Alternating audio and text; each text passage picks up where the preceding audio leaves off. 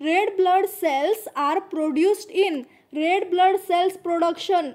Red blood cell प्रोडक्शनची जी process असते त्याला आपण काय म्हणतो, एरिथ्रोपोएसिस किंवा एरिथ्रोजेनेसिस. जेनेसिस किंवा पोएसिस म्हणजे त्याचं फॉर्मेशन होते ते. असा जर क्वेश्चन आला, इथे तुम्हाला स्पेसिफिक काही विचारलंच नाही कोणती स्टेज, तर आपण जनरलमध्ये पकडून ठेवायचं जी आफ्टर बर्थ स्टेज असणार आहे तीच. आणि मग आफ्टर बर्थचा विचार केला तर काय आन्सर असणार आहे, बोन मॅरो. बोन मॅरोमध्ये रेड ब्लड सेलचं प्रोडक्शन होतं. काही जणांना कन्फ्यूज होतं, इथं स्टेज दिली नाही मग तर ते काही तर वेगवेगळे आन्सर्स वाटू शकतात सगळ्यांना. इथे लिव्हर आहे, स्प्लीन आहे, ह्यामध्ये पण खूप जण कन्फ्यूज होतात. स्प्लीन काय आहे, ग्रेव यार्ड ऑफ RBC आहे. इथं RBCची जी लाईफ आहे 120 डेजची ती संपल्यानंतर RBC इथे येऊन डिस्ट्रॉय केले जातात. तर पहा हे जे आहे, आता हे रेड ब्लड सेलचं प्रोडक्शनबद्दल पाहू आपण. जेव्हा एम्ब्रियोची स्टेज असते, एम्ब्रियो स्टेज, त्या टाईमला RBC प्रोडक्शनचं काम होत असतं यॉर्क सॅकमध्ये, यॉर्क सॅक. आणि नंतर एम्ब्रियोच्या नंतर काय कोणती स्टेज येणार, फिटल स्टेज. मिड फिटल स्टेजपासून बर्थ होणार आहे त्याच्या 1 मंथ अगोदरपर्यंत एवढ्या पिरियडमध्ये जे RBC प्रोडक्शन होतं ते होत असतं लिव्हर आणि स्प्लीन ह्या 2 ऑर्गनमध्ये. ह्या टाईम पिरियडमध्ये लिव्हर आणि स्प्लीन हे 2 ऑर्गनच RBC प्रोडक्शनचे मेन साईट असतात. केव्हा, मिड फिटल लाईफ ते बर्थ व्हायच्या 1 महिना अगोदरपर्यंत. असं जर स्पेसिफिक क्वेश्चन असेल तेव्हा लिव्हर आणि स्प्लीन बरोबर येतील, परंतु इथे विचारलं नाही, इथे जनरलमध्ये आहे. म्हणून इथं मोर ॲप्रोप्रिएट आन्सर काय असणार आहे इथलं, बोन मॅरो. कारण की आफ्टर बर्थ जर RBC प्रोडक्शनची जी कोणती साईट असेल ती असणार आहे बोन मॅरो. बोन मॅरो कुठं असणार आहे पहा, जे पण लॉंग बोन्स आहेत, लॉंग बोन्स जसे की फिमर झालं, ह्युमरस, ह्याचे जे एजेस आहेत इफिफायसियल प्लेट त्याच्या ठिकाणी तिथे असणार आहे बोन मॅरो. हे मेन साईट असणार आहे आफ्टर बर्थ. सो याचं करेक्ट आन्सर काय येईल, बोन मॅरो. ठीक आहे, हे पहा. नंतर सेकंड क्वेश्चन पहा, normal human body temperature is, सर्वांना पाठच आहे, लहानपणापासून वाचत आलो, किती आहे, 37 डिग्री सेल्सिअस हे. आणि फॅरनहाईटमध्ये जर पाहायचं झालं तर 98.6 डिग्री फॅरनहाईट हे असेल आन्सर. ठीक आहे. आता third question, beta cells are a type of, कशाचे असणार आहे beta cell type, white blood सेल्सचे. ठीक आहे. नंतर चौथा क्वेश्चन पहा, which vitamin is essential for blood clotting. Blood क्लॉटिंगचं मेकॅनिझम पाहायचं झालं तर ते खूप मोठं आहे, परंतु आपल्याला एक स्पेसिफिक क्वेश्चन असायला माहीत असायला पाहिजेत की काय काय गोष्टी ब्लड क्लॉटिंगमध्ये इम्पॉर्टंट होतात. एक वेळेस ब्लड क्लॉटिंगचं जो बेसिक मेकॅनिझम आहे ते बुकमधून पाहून घ्या. तर व्हिटॅमिन के जे आहे ते असणार आहे. आणि हे जे व्हिटॅमिन के आहे, आपल्याला ब्लड क्लॉटिंग जर लवकर करायची असेल तर ह्या व्हिटॅमिन केचे इंजेक्शन फॉर्ममध्ये देतात किंवा मग ओरल ॲडमिनिस्ट्रेशन करतात, ज्यामुळं की नाही प्रोथ्रॉम्बिन जे आहे, प्रोथ्रॉम्बिनचं लेवल वाढतं आणि प्रोथ्रॉम्बिनचं लेवल वाढलं की काय होते, ब्लड क्लॉटिंग लवकर व्हायला लागते. Fifth question, the structural unit of kidney, answer is nephron. Structural unit of kidney काय असणार आहे, नेफ्रॉन. न्यूरॉन आणि नेफ्रॉन ह्यामध्ये खूप जणांना कन्फ्यूज होतं. न्यूरॉन कशाचे रिलेटेड आहे, नर्वस सिस्टीमच्या. नेफ्रॉन म्हणलं की युरिनरी सिस्टीम, आणि किडनीचं जे स्ट्रक्चरल युनिट आहे ते काय असणार आहे, नेफ्रॉन. नंतर the binding of oxygen to haemoglobin, oxygen to हिमोग्लोबिनची जी बाइंडिंग आहे ती फॅसिलिटेड कोणामुळे होत असते, तर Fe आयरनमुळे जे असते ती होत असते. ठीक आहे. इथं सोडियम, हायड्रोजन आणि पोटॅशियम हे कन्फ्यूज करण्यासाठी ह्याचं काही होत नाही तिथे. नंतर पहा, एन्झाईम क्लासिफिकेशनबद्दल एक क्वेश्चन आहे की हायड्रोलेजेस जे आहे, लेझेस लायसिस म्हणजे ब्रेकडाऊन करण्याचं काम करणार. इथे लायसिस दिलेलं आहे, लायसिसवाले कोण, हायड्रोलायसिस, ह्याच्या रिलेटेडच आहे पहा, हे असणार आहे त्याचं आन्सर. हायड्रोलेजेस कशामध्ये काम येणार आहे, लायसिसमध्ये, ब्रेकडाऊन जे होणार आहे ते इथे. ठीक आहे. नंतर पहा, फॅगोसायटोसिस इज परफॉर्म बाय, फॅगोसायटोसिस करणारे सेल कोणते असतात, आपल्याला माहीत आहे WBC मधला इथं कोणता WBC दिसत आहे, न्यूट्रोफिल्स झालं मग याचं आन्सर. बाकी कोणत्या याच्यामध्ये फॅगोसायटोसिस नसतं. न्यूट्रोफिल्स जे आहेत ते WBCची टाईप आहे. WBC इम्युनिटीसाठी काम करते आणि फॅगोसायटोसिस त्याच्यामध्येच एक येतं. ठीक आहे. Which hormone रेग्युलेट्स blood glucose regulation आलं की आपल्याला आठवायला पाहिजे इन्सुलिन अँड ग्लुकॅगॉन. इन्सुलिन आणि ग्लुकॅगॉन जे आहेत ते मेन हार्मोन्स आहेत ब्लड ग्लुकोजमध्ये.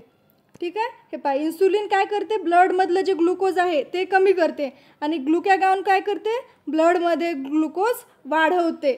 यासाठी लक्षात ठेवायसाठी एक गोष्ट पहा, हे बोन आहे समजा, बोन,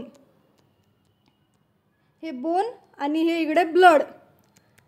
त्या बोनमधून ब्लडमध्ये टाकणार, कोण टाकणार, ग्लुकोज. ग्लुकोजला आपल्याला बोनमधून ब्लडमध्ये टाकायचे.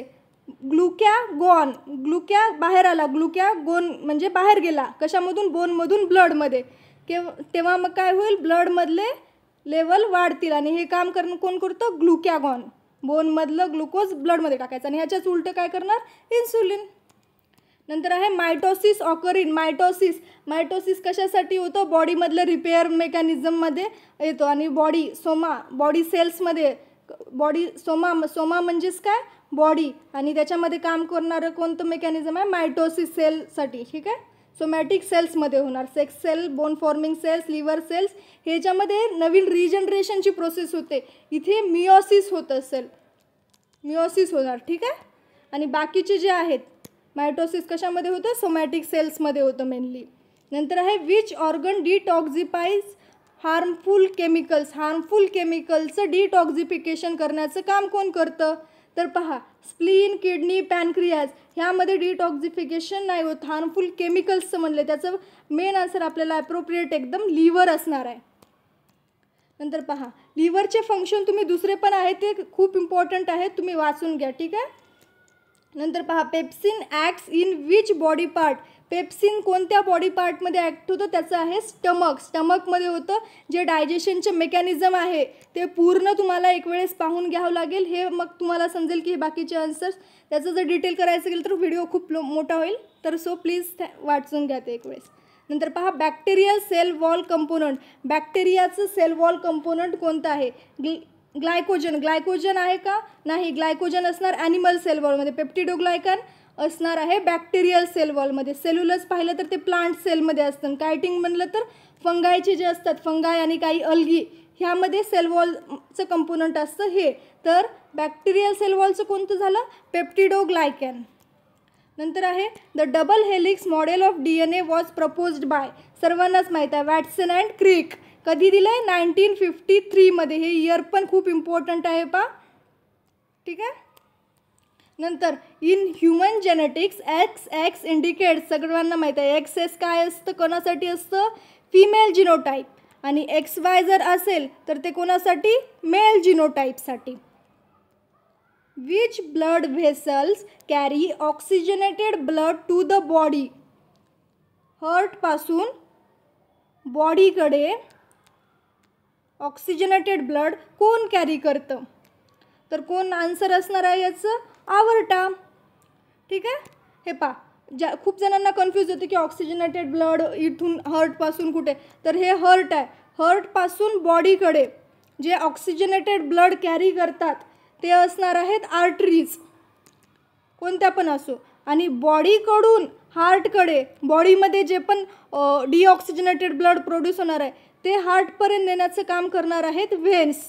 बट आर्टरीजमध्ये काय, ऑक्सिजनेटेड ब्लड, आणि व्हेन्समध्ये डिऑक्सिजनेटेड ब्लड. बट ह्याच्याच अपोजिट असणार आहे पल्मनरी आर्टरी आणि पल्मनरी व्हेन्स. पल्मनरी व्हेन्समध्ये काय असणार आहे, ऑक्सिजनेटेड ब्लड, आणि पल्मनरी जे आर्टरीज आहेत त्यामध्ये असणार आहे डिऑक्सिजनेटेड ब्लड. ह्या गोष्टी लक्षात ठेवावं लागतील. ठीक आहे. इथे पल्मनरी आर्टरी दिले, पण इथं आवर्टा येईल याचा आन्सर. इथे बॉडी दिलंय. ठीक आहे. त्यामुळे हे कुठून कुठपर्यंत आहे लक्षात ठेवा, हार्ट टू द बॉडीचं दिलेलं आहे त्यामुळे असं. ठीक आहे. Microbial vaccination using the live attenuated organism is an example of. Live attenuated कशामध्ये असतं, ॲक्टिव्ह इम्युनिटीमध्ये. ह्याचं आन्सर झालं ॲक्टिव्ह इम्युनिटी. नंतर पहा, pH of human blood normally is. Normally दिले याच्यामध्ये, ह्युमन ब्लडचं नॉर्मल pH पाहायचं गेलं तर 7.3 7.4च्या आसपास असतं. तर हे पहा, जर हे pH 7.3 7.4पेक्षा थोडंसं जास्त, म्हणजे की 7.35 to 7.45 असेल, हे वाढलेलं, हे असतं आर्टरीजमध्ये. आर्टरीजमध्ये वाढतं. आणि जे pH आहे तो कमी होतो व्हेन्समध्ये. व्हेन्समध्ये पी एच ह्याच्या नॉर्मल ब्लड पी एचपेक्षा थोडासा कमी असतो, किंचितसा. आणि जे आर्टरीज आहेत त्यामध्ये पी एच थोडासा जास्त असतो. पी एच जास्त म्हणजेच आर्टरीज काय असतील, स्लाइटली बेसिक असतील कशापेक्षा, व्हेन्सपेक्षा. आणि व्हेन्समध्ये किती पी एच असणार आहे, थोडंसं कमी याच्यापेक्षा, 7.35पेक्षा पण थोडंसं कमी. आणि ह्याचं रिझन काय व्हेन्समध्ये पी एच कमी असण्याचं, कारण की इथं जे व्हेन्स आहे त्याच्यामध्ये कोणत्या प्रकारचं ब्लड असतं, डिऑक्सिजनेटेड. डिऑक्सिजनेटेड ब्लड म्हणजे काय, तिथं हाय कॉन्सन्ट्रेशन ऑफ CO2 आहे. आणि CO2चं हाय कॉन्सन्ट्रेशन असल्यामुळे व्हेनस ब्लडमध्ये कार्बोनिक ॲसिड जे आहे ते फॉर्म होतं आणि कार्बोनिक ॲसिडमुळं पी एच काय होतो, कमी होतो व्हेन्सचा. हे झालं रिझन. ठीक आहे. नंतर पहा, primary lymphoid organ is. Primary lymphoid organ आणि सेकंडरी लिम्फोइड ऑर्गनची लिस्ट लक्षातच ठेवा. प्रायमरी लिम्फोइड ऑर्गन म्हणलं की 2 लक्षात आलेच पाहिजे, बोन मॅरो, आणि बोन मॅरो नसेल तर दुसरं आहे थायमस. हे दोन्ही असतील प्रायमरी लिम्फोइड ऑर्गन्स. इथे पहा ऑप्शनमध्ये काय दिले, thymus, bone marrow, lymph node, spleen. इथे थायमस पण आहे आणि बोन मॅरो पण आहे. हे दोन्ही आन्सर असायला पाहिजे, थायमस आणि बोन मॅरो. ठीक आहे. नंतर आणि जर सेकंडरी लिम्फोइड ऑर्गन म्हटलं तर मग येतील lymph nodes, spleen, tonsils, mucosa associate lymphoid tissue that is MALT. हे सगळे असतील सेकंडरी. बाकीचे प्रायमरी म्हणलं की 2च, थायमस आणि बोन मॅरो. हे दोन्ही ऑप्शन आहेत पहा इथे. ठीक आहे. नंतर last question, which cell organelle produces ATP. ATP प्रोडक्शनचं काम कोण करतं, हे तर लहानपणापासून आपल्याला पाठच आहे. पहा, mitochondria is the powerhouse of cell, that is mitochondria produces ATP, energy. हे काम कोण करतं, मायटोकॉन्ड्रियाचं असतं. न्यूक्लियस आहे का, नाही. न्यूक्लियस काय करतं, सेल्युलर ॲक्टिव्हिटीज परफॉर्म करतं, जसं की metabolism, protein synthesis, cell and cell डिव्हिजनमध्ये काम करतं. परंतु ह्यामध्ये न्यूक्लियसमध्ये ATP फॉर्मेशन होत नाही, म्हणून हे आन्सर नसणार आहे.